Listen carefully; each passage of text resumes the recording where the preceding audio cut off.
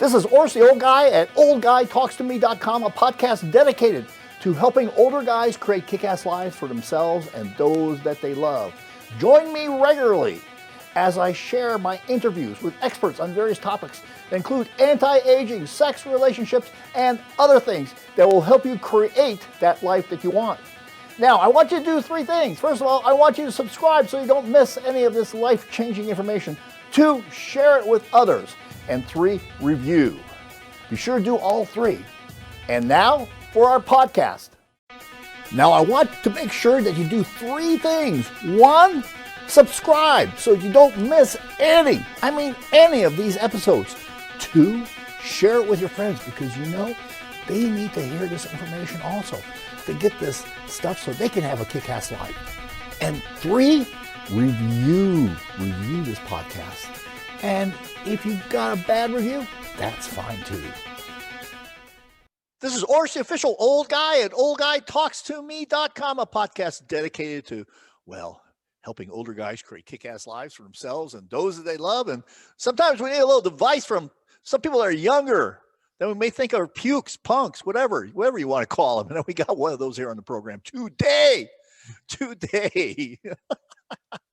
Oh, you cracked me up. Yeah, I know Brian was not expecting me. I had no idea that was going to come out.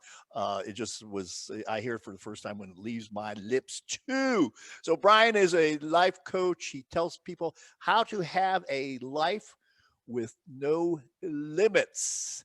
And he's a much sought after speaker. He's built companies. He's built bicycles for his kids. He's done all sorts of stuff in his life. He's a man for all seasons. He's a bike rider. I don't know why anybody would want to ride a bike, but he does. The old guy does that. I don't even like riding a stationary bike. Holy shit. So Brian, before we get into the story, before we get into your backstory, which I think is absolutely fascinating, and it's kind of sets the foundation for your life and your programs that you have at the Bogert companies. I'll have a link to that in the program notes. Brian, what is, outside being on this podcast, the most important thing you've done today? That's a great question. I invest in myself first thing every single morning. I've got a routine that I go through in the morning to get myself mentally, physically, spiritually, emotionally kind of in check so that I can show up and be ready to deliver and pour myself into others and help them. So the most important thing I did today was to give myself the quiet time and the meditation, which was very needed this morning. And that set me up to be with you. Perfect. Yeah, I like it when it always comes back around to me. I like being the focus of things. I never would have guessed that.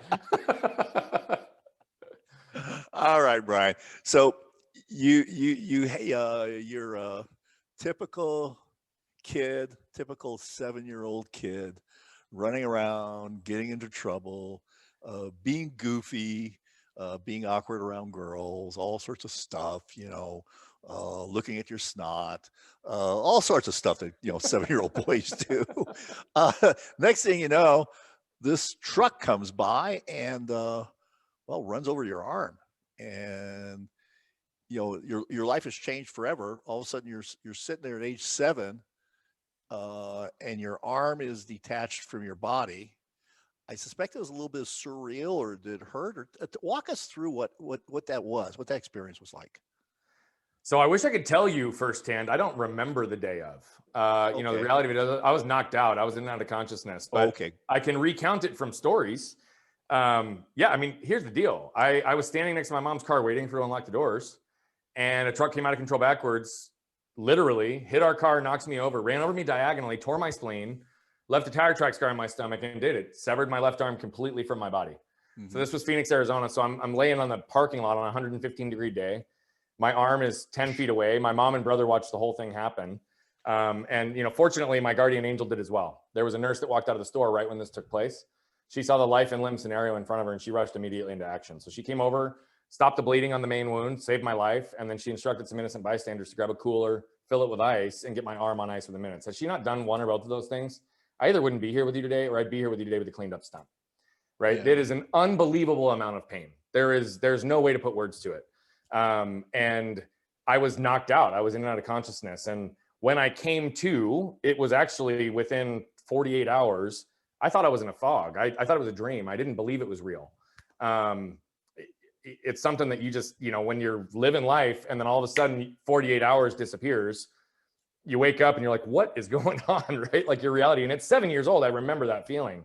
Yeah, unbelievable amount of pain. And my mom, fortunately, is one of the strongest people I've ever met, one of the strongest women I've ever met.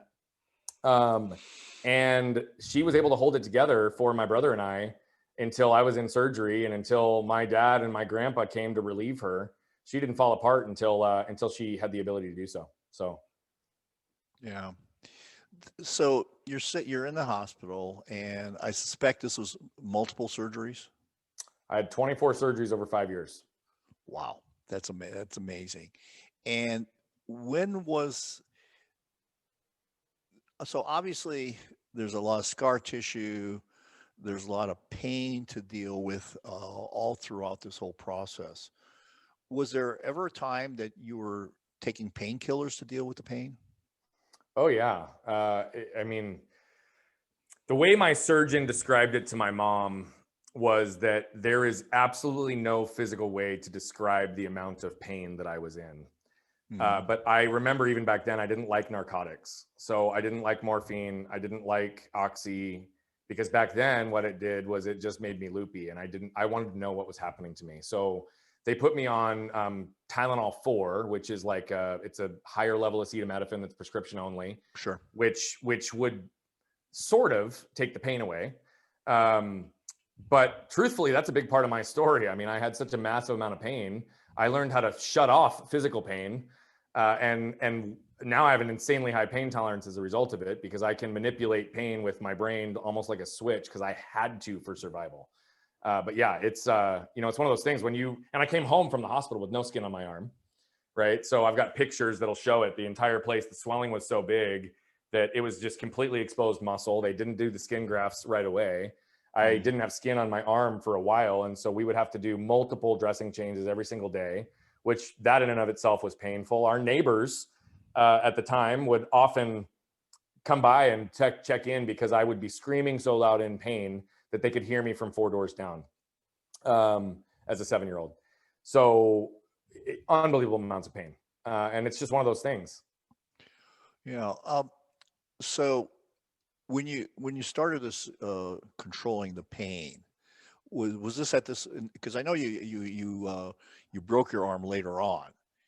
Was this controlling the pain started at this first time, or was this something that happened more so at the second when you broke your arm? No, it happened the first time. And it bit me later in life for a whole variety of reasons, but it happened the first time. I learned how to shut off pain. And when I shut off physical pain, I also shut off emotional pain. That's one of the things that bit me later. It didn't unpack until my 30s. But yeah, I had to put myself in a mentality to survive. And the amount of unceasing medical treatments, years of physical therapy, like if I didn't find a way to shut that off, it's difficult to move through it in that period of time, because it was beyond my ability to cope. And I also didn't want to be defined by the boundaries of other people, because every single person that looked at me, right, would view me through their lens of what they thought they'd be capable of in those scenarios. And in a lot of cases, I would tell people what happened to me, and they'd look to my mom for confirmation, because they just thought I was lying when I said I was run over by a truck and my arm got ripped off, right? So nonchalantly, right? I was used to seeing jaws hit the floor. But yeah, I had to shut off physical pain. It was the only way at that time for me to be able to move forward. How is that process? I know that this was probably developed over months and years to shut off this pain, but can you take us through the process of how you managed to do this in your mind? Yeah, so I wish I could tell you that I could map it out for you exactly. It was a survival technique. There was almost no other option. As I was taking painkillers, I didn't like to take painkillers, and I also didn't want to be confined by not being able to do things because of pain. So I made an active decision at that time that I was just going to be able to harness the pain. And for lack of a better term, I mean, I remember when I was a kid, my grandpa did one thing and he only did it once because he realized that wasn't the right technique, but he was trying to help me cope with some of the pain. And this was early on, with not having any perspective what that pain looked like. And he put his fists out like this and he put it in front of me and he goes, you can just bite on my fist, bite as hard as you want. And the amount of pain that I was enduring, I literally broke into the muscle and the skin in his hand. And he was tough. He stood there and took it. And then he pulls it away and he's like, yeah, you're not chewing on my hand again. The reality of it is I wish I could give you the exact roadmap. It was a day by day, week by week, month by month learning process on how to actually flip that pain switch in my brain. I wasn't perfect at it for a long time. I'm still not perfect at it now. But I've had pretty crazy injuries later in my life and can stand and have a totally reasonable conversation. And people are looking at me like, how is that even possible? Well, it's because I know how to shut off the pain, mm-hmm. Which in some ways is good. But again, it hurt me in other ways. Yeah. So you got through this, and then you were snowboarding and broke your arm. Yep. Okay. I was 20 years old. Never wanted to, again, be limited on anything. So anything I wanted to do, I went and figured out a way to do it. I was a decent snowboarder, went down, caught a bad edge with my elbow, and it snapped right in the same spot that my arm had come off at, which, by the way, was complete fluke because the bone was the same density as all the other bones. So, I mean, we tested that. It was as strong as everything else. It just was pure fluke. It was my left arm. And to give you an example of the pain, right? There was two things that happened in that scenario. I knew I broke it the second I hit the ground, and I saw Snow Patrol. He was about 30 feet away from me. I waved him down. He comes over, and I said to him, I said, I've got something pretty serious going on. I need to tell you what's happening. I need you to listen because it is complicated. And he goes, well, what? I said, I'm certain I broke my arm. And I said, I'm going to need your help. We're going to have to get down the mountain and figure this out. And he goes, there's no way you broke your arm. And I said, no, I trust me. I broke my arm. And he goes, no, there's absolutely no way you broke your arm. You'd be in way more pain. I said, you have no idea. Trust me. I broke my arm. He goes, why don't we take off your snow jacket and we'll take a look. We take off the jacket and my sleeve is covered in blood. And he goes, I think you broke your arm. I was like, no shit. I just told you that. And then they take me to the hospital. They fly me in, and I went through 7 surgeons over 10 months because they were afraid to touch me because of medical malpractice. And so typical compound fracture, they would go in and have surgery automatically, clean up the wound, make sure there's no infection, set the bone, often just fuse it even with either a pin or a plate. They didn't do that. Instead, they reset the bone as if I was in a battlefield. And I wouldn't let them give me any pain medication because I was the only one out in California that knew the context of my story. And I didn't want to have any alteration to my mind and clarity. And so I legitimately just had to kind of like gut it out while they adjusted my arm 3 times, which was insane. But why I say that it bit me in 2 ways. One was later, but one happened when I went down. Part of shutting off the pain and part of doing that is also creating an intellectual narrative. And I created a very strong one that I'm good, I'm strong, I'm capable, I can do anything, and I don't need anybody's help. And now all of a sudden I'm 20, re-broke my arm. I'm in the most vulnerable position I've been in my life. And other than early on when I had guidance through it, and nobody was there. And they weren't there because they didn't like me or love me. I realized the power of my narrative in that moment. They weren't there because they bought into my narrative. They just thought I was good, I was strong, I was capable, I didn't need anybody's help. And I didn't have the courage to ask for it. So that prior period of time, which was all about deflecting focus on me, learning how to read rooms and read people and heighten my emotional intelligence, now shifted towards human connection. How do I bring vulnerability and authenticity into the way that I operate in the world so that I don't find myself in this position again, based on a flawed intellectual narrative that really wasn't the truth? And so that was really what that whole next period looked like. Yeah, it's how that shaped you, and the block that you created towards pain. I want to talk a little bit more about how that affected you because obviously it was a very important coping mechanism for you. Yep, it was dealing with the pain. But let's talk about the other side of where it hurt you, where it was it caused problems, challenges, whatever you want to call it in your life. So the first time it really hurt me was in the scenario we just talked about with snowboarding. The second time it really hurt me was about 13 years after that. I had some other health stuff that was going on in my world, and it really rattled my identity. I had crazy fatigue, crazy brain fog, and we finally figured it out after 2-3 years of multiple specialists, and I'm good now. But what happened as a result of that is I started to feel in a way that I'd never felt before. And my wife always joked, I've been with her for 14 years, and she always joked, she's like, you don't feel anything. I was like, yeah, I do, right? I feel a lot. But I felt within the box and that confined me on how big or small my feelings could be. And so I start feeling more, and I'm playing with my daughter. We were having so much fun, and we lay down on the couch to watch a show, and she leans back, puts her arm around my neck. She was 2 or 3 at this time, gives me a kiss on the cheek and says, Dad, I love you. And I broke into tears. And I've always viewed men who cry as a sign of strength. I'm not one of those that says, oh, be a man, be a tough guy, like don't cry. I just have never expressed emotion that way, right?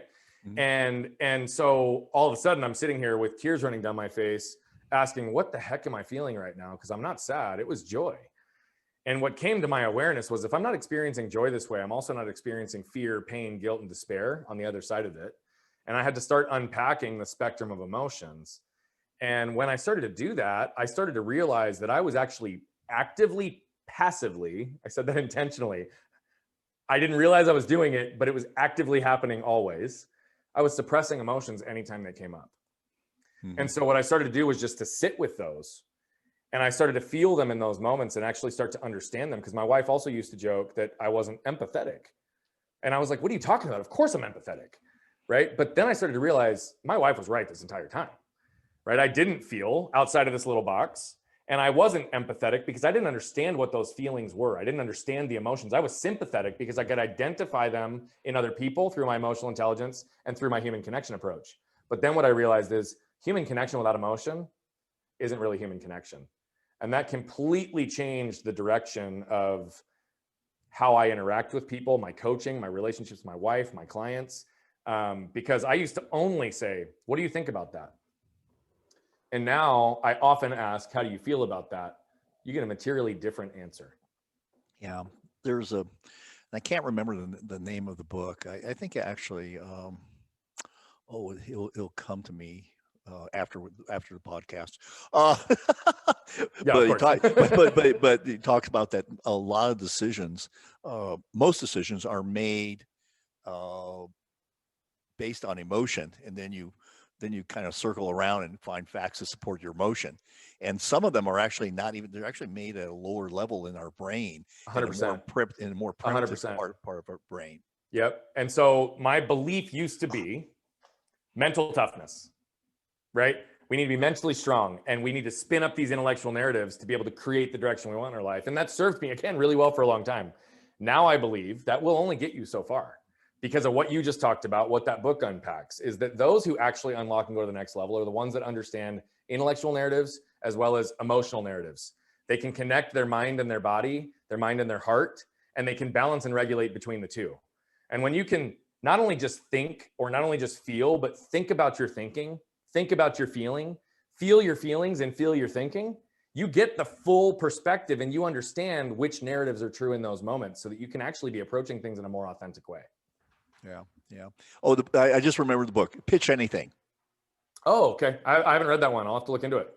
Take a look at it. It's actually about pitching ideas, but really it's entertaining, and it's several stories, but it's entertaining in terms of the whole concept of pitching whatever it is, deals, family plans or whatever. But it really talks about tapping into the emotion and disrupting.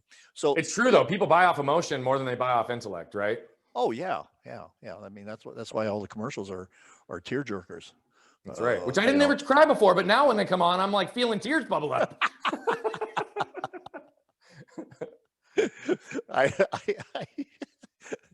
I don't know why I'm thinking about this, but I had a woman that worked for me, and she had a baby, and she said her postpartum depression was horrible. She cried when the people couldn't get their glasses clean up in the dishwasher on the TV. She says, I know it's stupid, but I'm sitting here crying because their glasses have spots. It's real. It's real. So I'm a great believer in the fact that pain, anger, frustration, whatever you want to call those kind of emotions, that if you can harness the power of those, there's tremendous fuel to get things done that are important to you, Oh, or yeah. you can let them consume you. So Yep. tell me a little bit about your perspective on harnessing pain and using it as a fuel. Yeah. So again, the whole kind of thought process is embracing pain to avoid suffering. And so I think it's important. I want to unpack for you the difference between pain and suffering, because that's, I think, what'll lead to it. And then we can talk about specifically some of those negative emotions and how we can flip them. It's interesting because the world definitely tells us to reduce, eliminate, or avoid pain, right? Like that's just the narrative that's out there. And I have come to believe that the world is wrong. We need to use it for our fuel. Pain is defined as short-term, intermittent, a direct cause from something and alleviated once that direct cause is removed. Then we as human beings go ahead and screw it up like we do everything else, and we add adjectives in front of it like acute and chronic. Acute maintains the definition. Chronic inherently changes it because it implies that it persists even after the direct cause is removed, and it's persistent. It's not short-term. So it's not chronic pain, it's actually suffering. We don't want to admit that suffering exists, particularly when it's a direct result of our choices, but it is, right? So let's think about this. We can embrace the pain of hitting the gym for 30 minutes a day to avoid the suffering of aches and pains of a sedentary lifestyle. We can embrace the pain of a difficult conversation with a loved one or spouse to avoid the suffering of a loveless marriage and that might end up in divorce, or being stuck in a marriage when we want a divorce. We can embrace the pain of the fit our kids are sure to throw by having them put down their mobile devices at the dinner table to avoid the suffering of years of lost meaningful connection that we'll never get back. And as business owners, right, we can embrace the pain of firing our top salesperson, even if we're afraid to do it because of the biggest top line growth, to avoid the suffering of stagnant growth and losing all our other top talent because they were the greatest cancer in our culture. So the reality of it is there exists great benefit in embracing pain. And it's not about embracing unnecessary amounts of pain or doing it just for the sake of doing it, but it's about identifying the ones that are between where you are today and where you want to be and are going to be necessary towards your growth. You see, I believe that we all must choose our pain or our suffering will choose us. And so when we talk about fear, guilt, shame, we have to embrace the pain of unpacking what those emotions mean for us, where and how those emotional triggers were developed in our life, moving those into a place of conscious awareness and putting in the work sometimes, even if we have to go see a therapist or a coach or counselor or just talk to a friend or mentor, to be able to really understand what those are so we can flip those emotions on their head and in those moments pause and choose a different path so that we're using them to our benefit versus being stuck as a result of them. When we remain stuck, that's when we suffer. And so, fear is a perfect example. I always like to say that all the greatest things in life are on the other side of fear: fun, freedom, and fulfillment. And it's often just getting through those few moments of discomfort. But a lot of people remain stuck because they don't actually think through, how do I map forward as a result of fear? So I've been recently telling the story of my son because it's real time. My son he's on the autism spectrum. He's got anxiety and fear in a whole bunch of ways. And so we have to constantly break these things down for him. But he loves to mountain bike. He loves physical activity. So I've been taking him mountain biking. I spent a year making him earn his mountain bike, focusing on all of the fundamentals so that we were out on the course. He wasn't thinking about what he needed to do in terms of body position, pedal position, brakes, and all those things. But inevitably, he gets that, and you get on dirt and you climb up to a mountain and you have your first descent. When you've got obstacles and rocks, like what happens? You get afraid. And so we'll pause at the top of the hill, and what do? We sit there and we talk about it. We literally look down the path and we chart our line forward. We pick the best line. We anticipate the obstacles. What are the rocks? What are the soft spots of dirt that he might slip in so that we can pick the right path, but also try to avoid those obstacles. We anticipate if there's a cliff on one side that we know that if we fall, because it happens, which direction we need to fall so we can stand back up safely. And then at some point we have to move from faith to fear and just let go of the brakes and let it roll.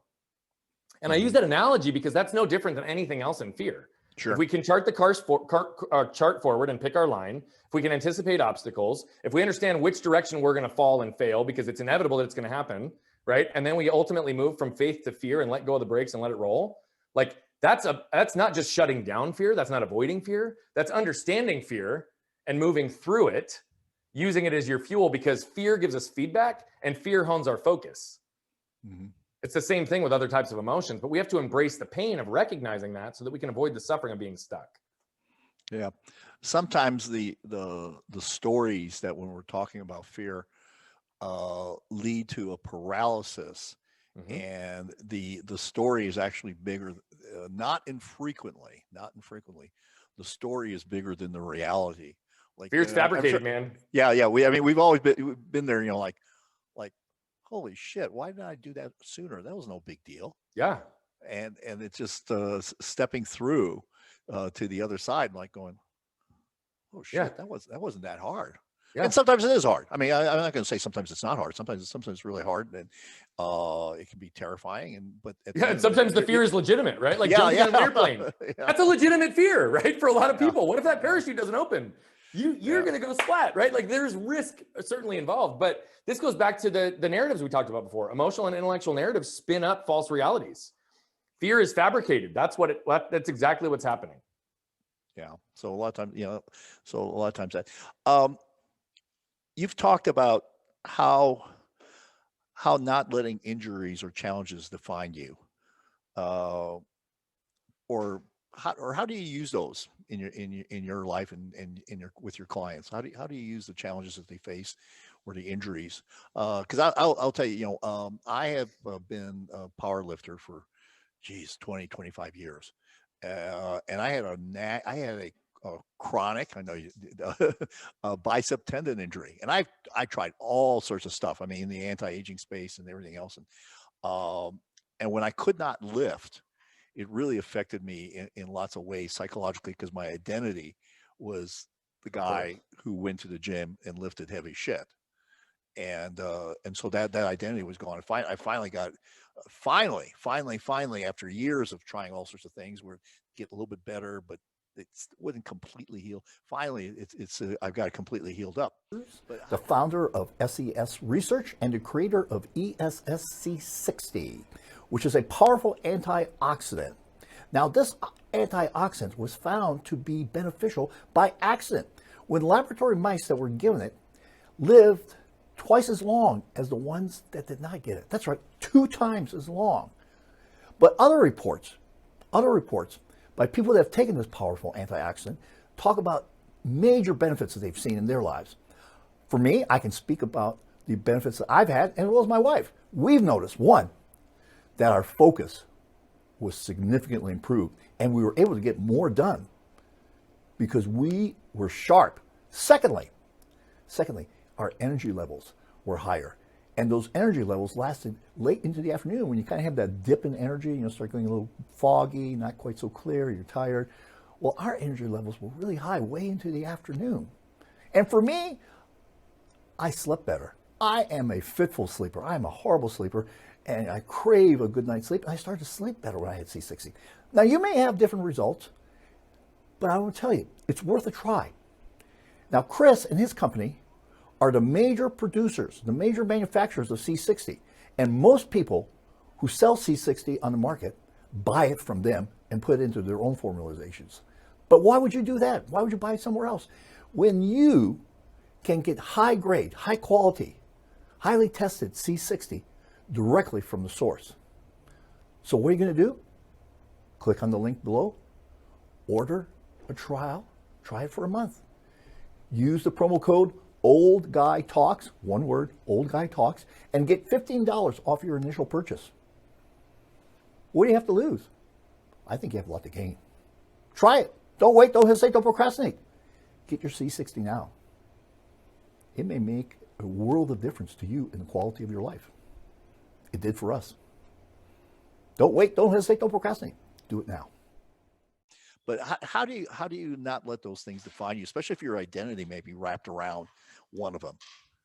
Yeah, so I mean, that can be a slippery slope for sure. Just like what you talked about with your injury. When I had this other health stuff a few years back, I mean, the 2 things that I identify deeply with is my intellect and my energy.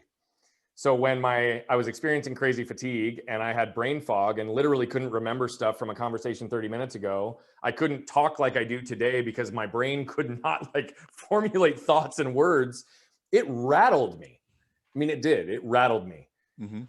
But I also believe that, the old adage, what doesn't kill you makes you stronger. Yes, it's antiquated, but it's also a challenge of perspective. because it calls us to see our challenges through a lens of meaning.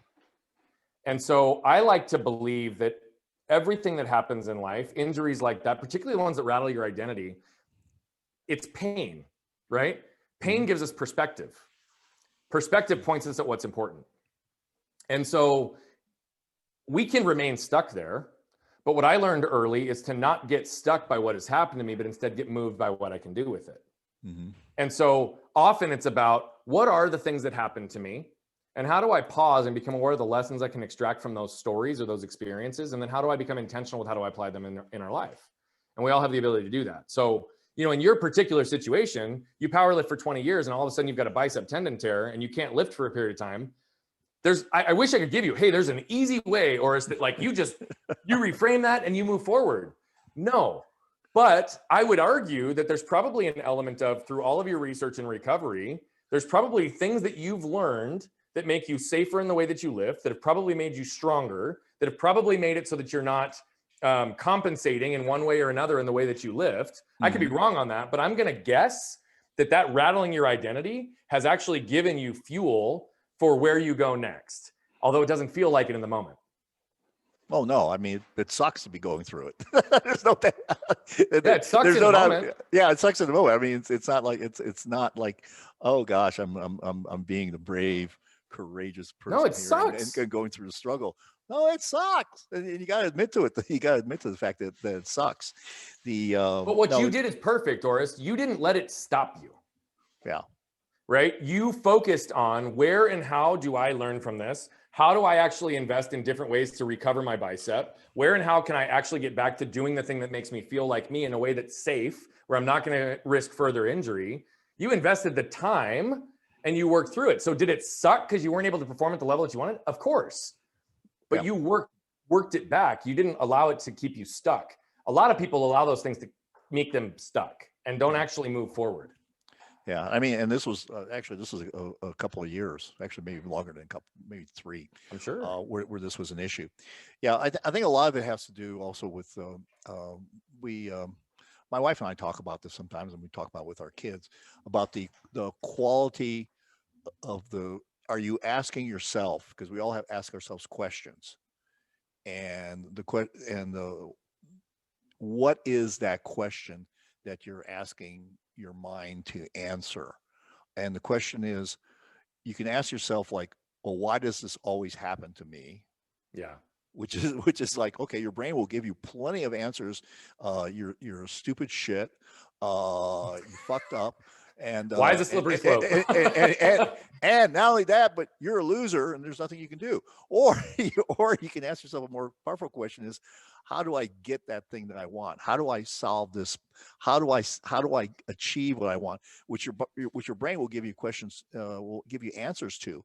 And so I think the most people don't understand the importance of controlling the questions that their mind asks them. You're exactly right. And by the way, this has actually been proven in studies. Dr. Tasha Eurich, who's like one of the leading experts on self-awareness, and I've done this intuitively for a long time, like you have, right? Like why versus how or what. But she actually studied this. And what they looked at is that self-awareness for self-awareness sake is good, but it doesn't always lead to better outcomes, because in most cases, people ask the wrong questions.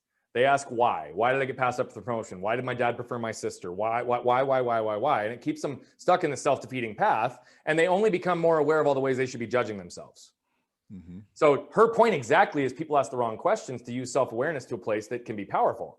And she flips it on its head and says, if you ask what can I do differently next time? What can I do to better put myself in a position for a promotion? What could I have done to establish and build a relationship with my father so that they don't prefer my sibling, but recognize that it's a different relationship? Right? Those what questions are what keep us future focused and objective and moving forward. So I love that you do that intuitively. You're spot on. Research has supported it. Yeah. So in terms of that, what is it that you do in terms of what you want to call is living or helping people live a life of no limits? Yeah, so it starts with awareness, because what we're unaware of, we can't be intentional with. Our minds process 11 million bits of information per second, but we're only consciously aware of about 40. Think about that. I mean, That many? Oh yeah, yeah. I know. Sometimes I feel like 10, but there's a lot of those things that even though we're consciously aware of it, doesn't mean that you and I are actively thinking about it. It's just that we're taking in knowledge, right? But what that says is that we're largely led by the unconscious, right? So until we go through some sort of a systematic approach to move the unconscious to the conscious, the unaware to the aware, we can't actually have influence and control in our destinies. In fact, we feel like a victim. We feel like life is happening to us. We feel like it's fate. So to me, it starts with a level of awareness. We have to raise our level of awareness holistically in our lives. And a no limits life, living with no limits, does not mean that we can do anything, right? I mean, here's the deal. My arm was literally severed from my body and reattached. Could I go play professional sports? No. Can I be in the military? Can I be a first responder? No. Could I probably physically make it happen? Can I hang? Yeah, I can. And I can push myself beyond the limits that are placed upon me or that society places on myself. But it starts with awareness and having a lot of clarity on who you are and the things that are important to you. Because if the purpose is big enough, it overtakes the pain of helping you learn how to do things. The world's always going to view you through their own lens because they don't know any other way. So the number of times I've had people say to me, well, how do you do that? How did you learn how to water ski? How do you mountain bike with an arm with no tricep? How do you, it's like, what? How did you do it? I wanted to do it. I know no other way. It happened when I was 7, so I just do it, right? If it's important enough to you, like there is always a way to overcome those obstacles. Every person is different though, right? Like living a no limits life is not about adding different strategy and tactics into your life. That's a part of it, but that's what most people think is wrong.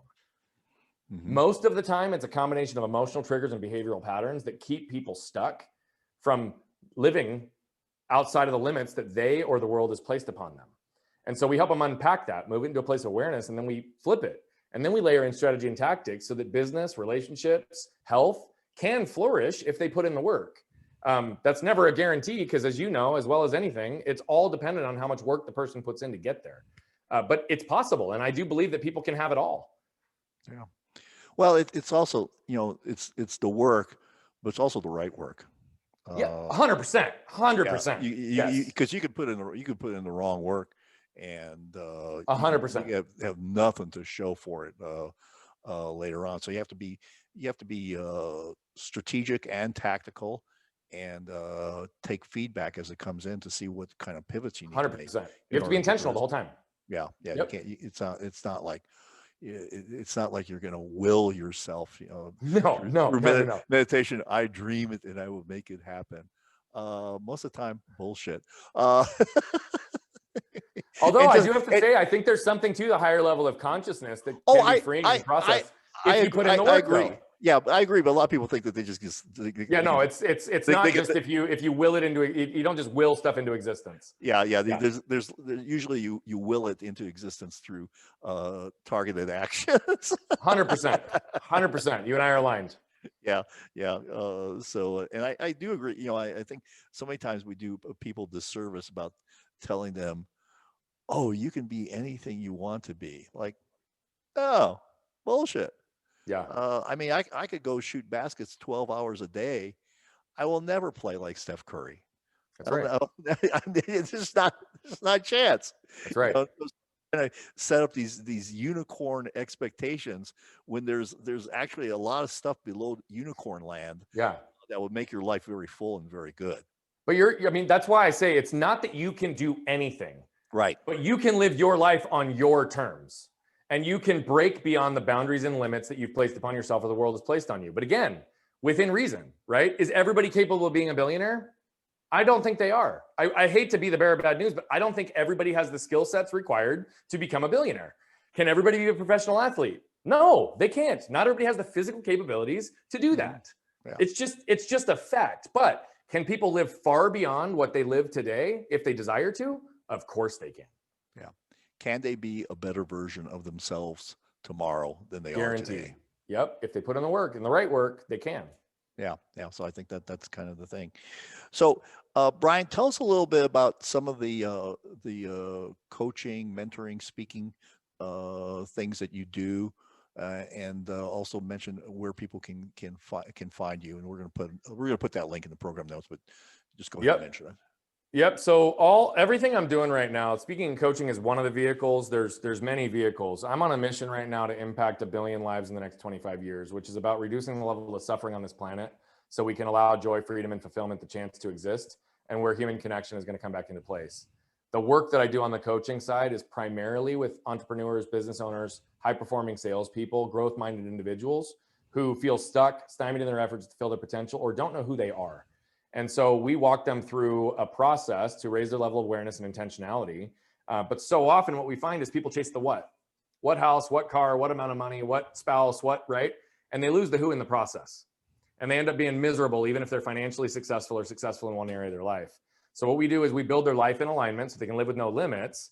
But then it also gets them to a position where they are calibrated with the who, and the what can become a manifestation of the who, which is way more powerful. So that's some of the coaching work that we do. We've got courses that walk people through the same thing. We also have a community where people can come join, be a part of the conversation.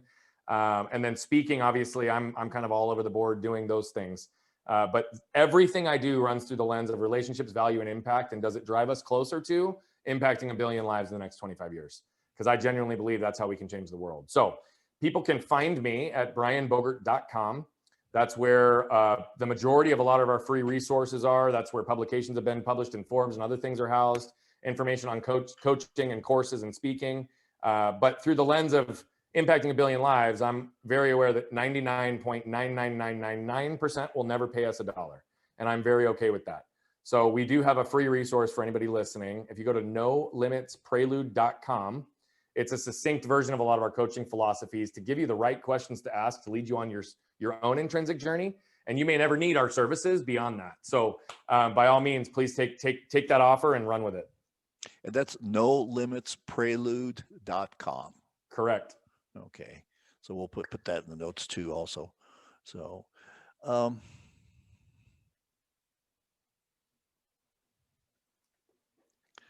so one final question, Brian. Knowing you, it's going to be a doozy, I'm sure. I used to ask this and I forgot. Now I think I need to start asking again. When you are hiding in the closet, doing something that you don't want the world to know what it is, be it eating bad food, whatever, what is that thing?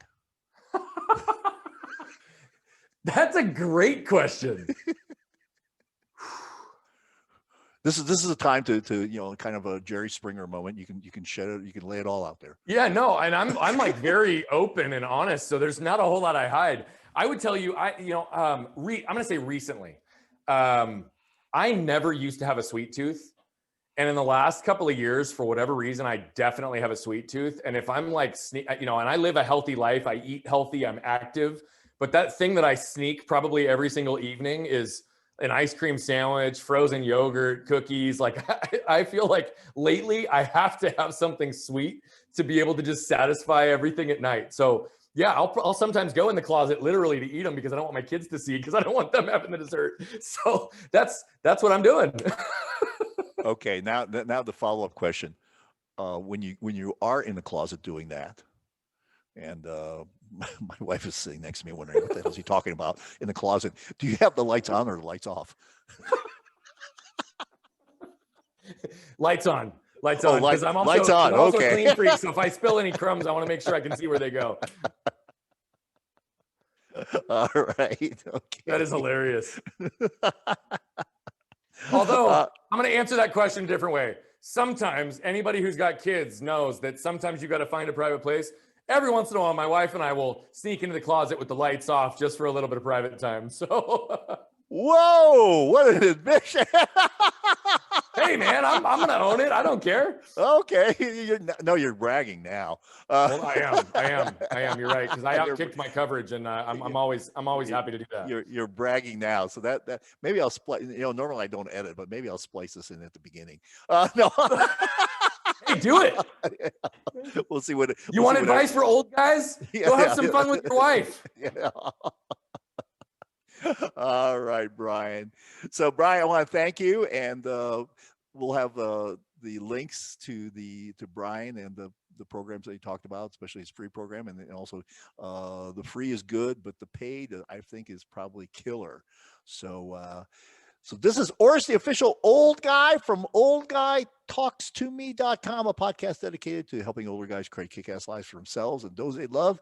Be sure to go over to my site, Old Guy Talks, and there's lots of stuff to help you create a kick-ass life for yourself and those that you love.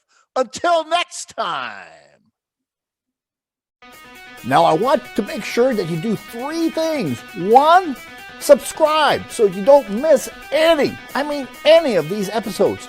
2, share it with your friends because they need to hear this information also to get this stuff so they can have a kick-ass life. And 3, review this podcast.